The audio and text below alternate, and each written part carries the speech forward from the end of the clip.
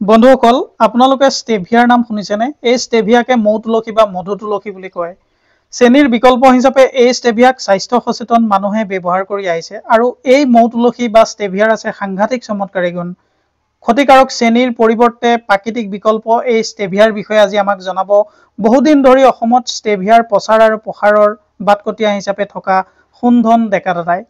তেজপুৰৰ হেমবুঢ়া ভৱনত হৈ থকা এক্সপোত আজি সুন্ধন দাক লগ পালো। তেওঁ আমাক স্টেভিয়াৰ বিষয়ে বহু কথাই জনালে। চেনিৰ এটা মানে মানুহেও বিচাৰি আছে এটা মানে এটা নেচাৰেল মানে বিকল্প কি হ'ব আৰু কিন্তু আজিকালিতো সকলোৱে গম পায় কি বিভিন্ন মানে বিকল্প ওলাইছে সেইবিলাকতো মানে কি হয় এছপাৰ্টিম চুক্ৰোজ চেক্ৰিন এৰিথ্ৰল এইবিলাক থাকে কাৰণে সেইবিলাকো হেল্থৰ কাৰণে ইমান ভাল নহয় বুলি বিভিন্ন গৱেষণাত প্ৰকাশ পাইছে। গতিকে মানে চবচে প্ৰাকৃতিক বিকল্প হ'ল আমাৰ এইটো স্টেভিয়া, যিটোক আমি মধু তুলসী বুলিও কওঁ, মিঠা তুলসী বুলিও কওঁ। সেইটো অসমত বহুত আগৰ পৰা আছিল নেকি? অসমত আগতে কৰিছিলে, মাজতে নেটফ্লিয়ে কৰিছিলে 2003 মানত, পিছত সিহঁতে কিবা কাৰণত বাদ দিলে আৰু। কিন্তু আমি আৰম্ভণি কৰিছোঁ 2009ৰ পৰা। 9ৰ পৰা কৰিছোঁ যদিও মানুহক এই বস্তুটো মানে মানুহৰ ওচৰলৈ লৈ যোৱাত আমি বহুত সংগ্ৰাম কৰিবলগীয়া হ'ল। কিছুমান আমাক চিকিৎসকেও আমাক যথেষ্ট সহায় কৰিছে। এজন চিকিৎসকে ইয়াৰ ওপৰত মানে মেগাজিনত লিখিলে, পেপাৰত লিখিলে। আমাৰ এগ্ৰিকালচাৰ ইউনিভাৰ্চিটিৰো আমাৰ ছাৰ বাইদেউসকলে আমাক বহুত ছাপোৰ্ট কৰিছে। আমাৰ বিকেট ছাৰ বাইদেউসকলে আমাক যথেষ্ট সহায় কৰিছে।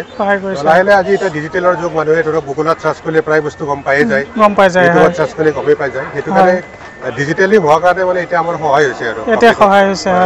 এতিয়া আপোনাৰ এই যে ধৰক 100 গ্ৰামৰ পেকেটটো, আপুনি 100 গ্ৰামৰ পেকেটটো কিমানত বেচিবলগীয়া হৈছে? এতিয়া এনে আমি 499 ৰাখিছোঁ। 499 এইটো কাৰণে ৰখা হৈছে, ধৰক আমাক কোনোবা হাৰিয়ানাৰ পৰা পেকেট এটা অৰ্ডাৰ দিলে তো আমিতো সিহঁতক কোৰিয়াৰ কৰি পঠাই দিব লাগিব। মানে আমিতো যিজন আমাক ফোন কৰিব থাকে কাষ্টমাৰজনৰ পৰা এক্সট্ৰাকৈ কোৰিয়াৰ চাৰ্জটো লোৱা দিগদাৰ হয়।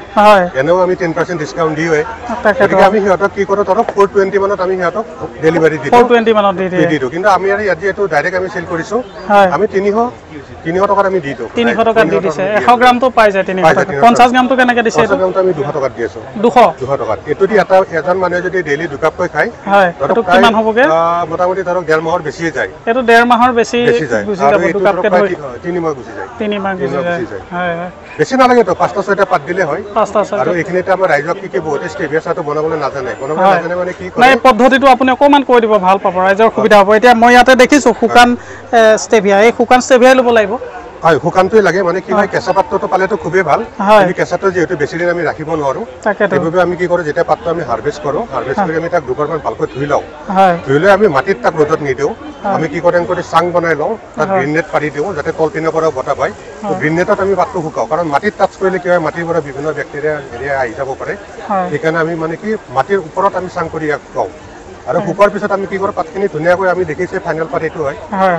আৰু চাহটো বনাওঁতে কি কৰিব লাগে, প্ৰথমে ধৰক আপুনি চচপেনত যিমান পানী ল'ব, 3 কাপ চাহৰ কাৰণে পানী ল'ব। 3 কাপ চাহৰ পানী ইমানমান পাত দিলে হ'ল।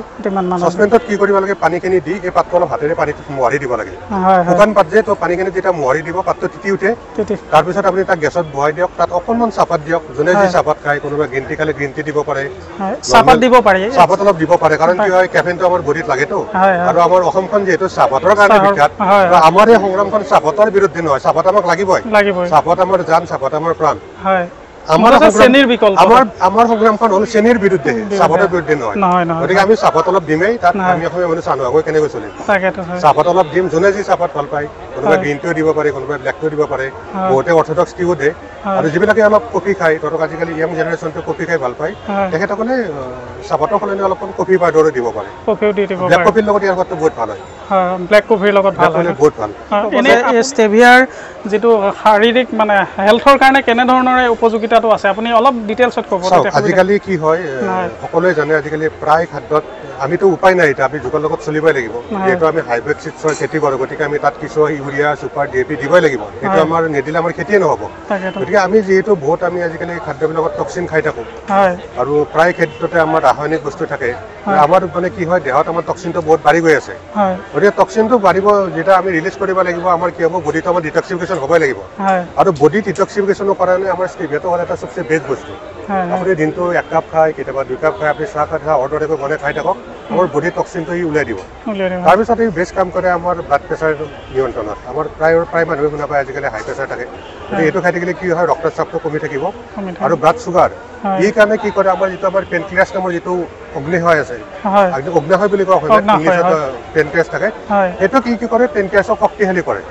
পেনক্ৰিয়াছটো যেতিয়া আমাৰ শক্তিশালী হ'ব কি হয় দেহত আমাৰ যিখিনি ইনচুলিন লাগে পেনক্ৰিয়াছে সি নিজে নিজে আমাৰ প্ৰডাকশ্যন কৰিব পৰা হয় সেইকাৰণে কি হয় বাহিৰৰ পৰা আমি ইনচুলিন ল'ব দৰকাৰ নহয় কি হয় ডায়েবেটিক মানুহবিলাকৰ বেছি দিন ভুগিলে তেখেতসকলক ডক্টৰে ছাজেষ্ট কৰি ইনচুলিন ল'বলৈ কাৰণ তেখেতৰ পেনক্ৰিয়াছে নিজে মানে ইনচুলিনটো বনাব নোৱাৰে কিন্তু ষ্টেভিয়াটো যদি খাই থাকে তেখেতে 3 মাহমান কণ্টিনিউ খাব লাগিব তেতিয়া কি হ'ব পেনক্ৰিয়াছটো তেখেতৰ এক্টিভ হৈ যাব পেনক্ৰিয়াছে নিজে নিজে কাম কৰা আৰম্ভ হৈ যাব পিছত লাহে লাহে তেখেতে ইনচুলিনো কমাব পাৰিব আৰু 1 বছৰমান যদি কণ্টিনিউ খাই থাকে ন তেখেতৰ মোটামুটি যিটো ৰক্তচাপ থাকে ন ৰক্তচাপ হওক আমাৰ মধুমেহ হওক দুয়োটাই আমাৰ নিয়ন্ত্ৰণত আহি যায় আৰু বডি ডিটক্সিফিকেশ্যনৰ কাম হৈ গ'ল ই ৱেট কণ্ট্ৰলত বহুত সহায় কৰে আৰু আমাৰ যিটো বেয়া কলেষ্ট্ৰল আছে ন এলডিএলটো কি কমায় আৰু এইচডিএল যিটো গুড কলেষ্ট্ৰল এইটো কাৰণে ধুনীয়াকৈ মানে বঢ়াই থাকে বডিত আৰু আমাৰ এটা বডিত যিহেতু আমাৰ 70% পানী থাকে ডায়েবেটিক হোৱা মানুহবিলাকৰ কি হয় আমাৰ মানে পানী ৱাটাৰ ৰেচিষ্টেণ্টটো কমি যায় ষ্টেভিয়াটো খালে কি হয় আমাৰ যিটো বডিয়ে পানী ধৰি থকা যিটো বহন ক্ষমতা সেইটো বাঢ়ি যায় সেইকাৰণে স্কিনত যেতিয়া মানে বডিয়ে যেতিয়া পানীটো সি ধৰি ৰাখিব পাৰিব স্কিনৰ গ্ল'টো আহি যায়